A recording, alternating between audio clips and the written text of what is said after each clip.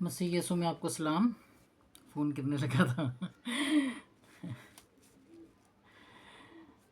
अच्छा जी, अभी हम चलते हैं अपनी जो तलावतें हैं उनके गौर खोस पर। तो जैसा कि आपने देखा कि आज की जो हमारी पहली तलावत थी वो पौलुस रसूल का ख़त फिलिपियों के नाम था, उसका तीसरा बाब और तीसरी से 8वीं आयत थी। तो इसमें बेसिकली जो बताया गया है, तो अगर हम इसका थोड़ा सा पहले का कंटेंट पढ़ लें अगर हम लोग, तो हमें पता चलेगा कि पौलुस रसूल कैद में है और दुखी है बड़ा ज़्यादा, और कैद में ही फिलिपियों के नाम ख़त लिख रहा है। और थोड़ा पीछे अगर पढ़ते हैं तो हम ये भी देखते हैं कि उसने अपने शागिर्द को, एफ्रेंस को, इसको जाने उनके पास भेजा। तो दुखी है बड़ा ज़्यादा। तो दुखी होने के नाते ये जो पहली 2 आयत हैं वो मैं पढ़ूंगी नहीं, क्योंकि अगर वो नहीं लिखी हैं, हमारे कैलेंडर के मुताबिक नहीं लिखी हैं, तो हो सकता है उसको नहीं पढ़ना, तो मैं नहीं पढ़ूंगी। लेकिन जो लोग भी आज की तलावतों को पढ़ेंगे तो वो लाजमी जो उनसे है, मेरी रिक्वेस्ट है कि वो पीछे जो जैसे कल की जो हमारी तलावतें थी वो ये फिलिपियों के दूसरे बाब से ये 18 पे ख़त्म हो गई थी, लेकिन ये जो 19 से 30 तक है ये लाजमी पढ़ें, और फिर इसके बाद इसकी जो 2 आयत से शुरू, मतलब पहली आयत से शुरू कर लें। तो बहरहाल इसमें पौलुस रसूल यही बताने की कोशिश कर रहे हैं कि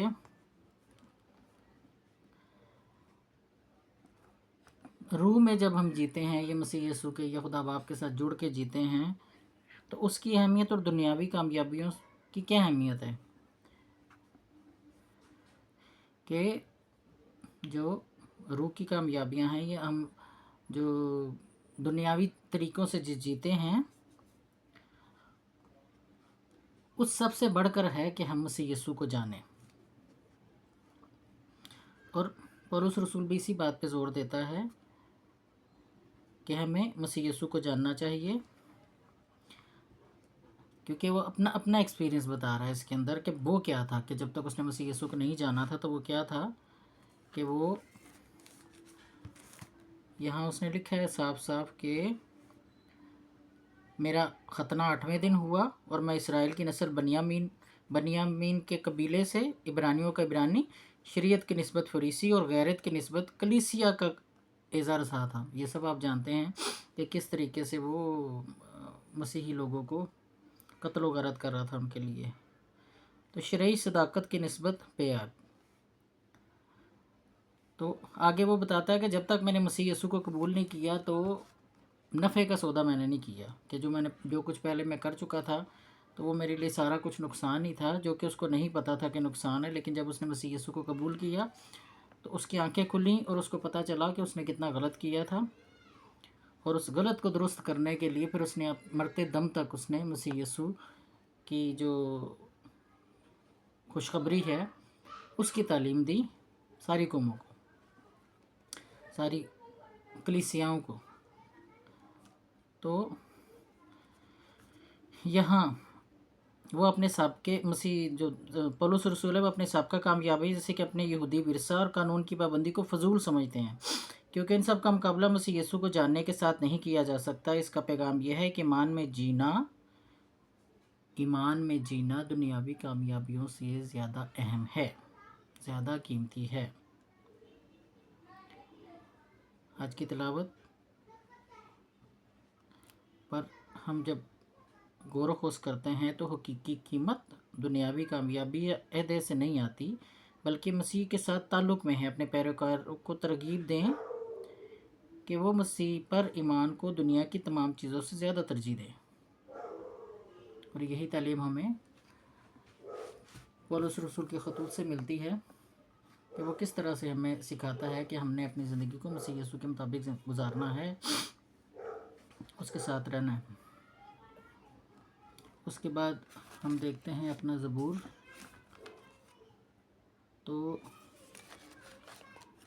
ज़बूर के मुताबिक शुक्रगुजारी का गीत है, جس میں خدا کے عظیم کاموں کو یاد کیا جاتا ہے اور لوگوں کو یاد دلاتا ہے کہ وہ ہمیشہ خدا کے حضور رہیں اور اس کی عظیم کاموں کو یاد رکھیں۔ یہ زبور خدا کے ساتھ رشتہ استوار رکھنے کی اہمیت پر زور دیتا ہے۔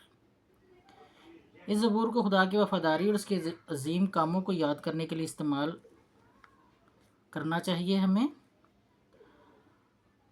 اس سے ہمیں یہ بھی ترغیب ملتی ہے کہ ہمیں اپنی زندگی میں خدا کے احسانات اور برکات کو یاد رکھنا چاہیے، خاص طور پر جب ہم مشکلات میں ہوتے ہیں تو ہمیں خدا کے وعدوں کا ضرور ہمیں یاد رکھنا چاہیے، یقین رکھنا چاہیے، بھروسہ کرنا چاہیے۔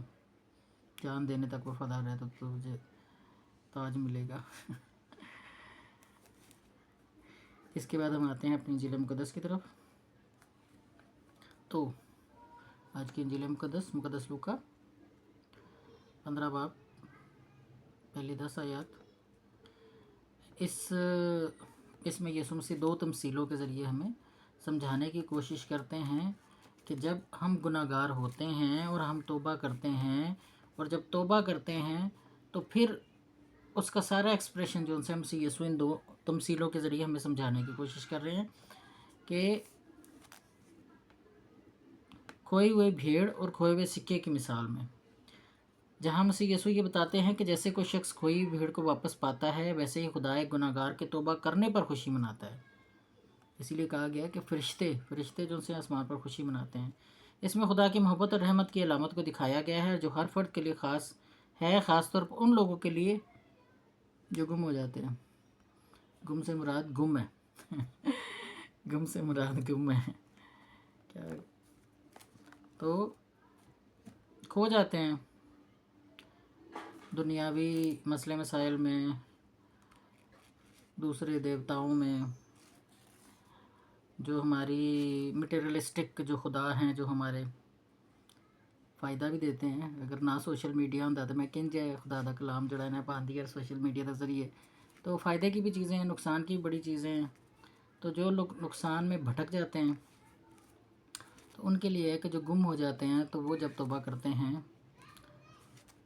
تو پھر خدا جڑا ہے وہ بڑا خوش ہوتا ہے، تو خدا باپ کے فرشتے جو ان سے وہ خوشی مناتے ہیں۔ تو جو آج کی یہ دونوں تلاوتیں اور خاص طور پہ جو انجیل ہے ہمیں یہی سکھاتی ہے کہ ہمیں اپنا تعلق خدا کے ساتھ مضبوط رکھنا ہے، اور دوسرا جب ہم گناہ گار ہوتے ہوئے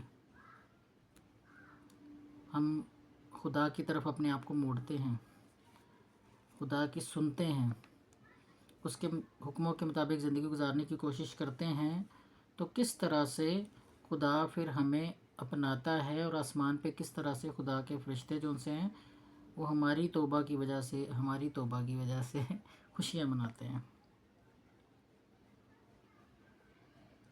تو یہ جو عبارتیں ہیں یہ خدا کی بے انتہا محبت اور رحمت کو اجاگر کرتی ہیں۔ جو خدا کی بے انتہا محبت اور رحمت کبھی بھی ہمارے اوپر سے کم نہیں ہوتی۔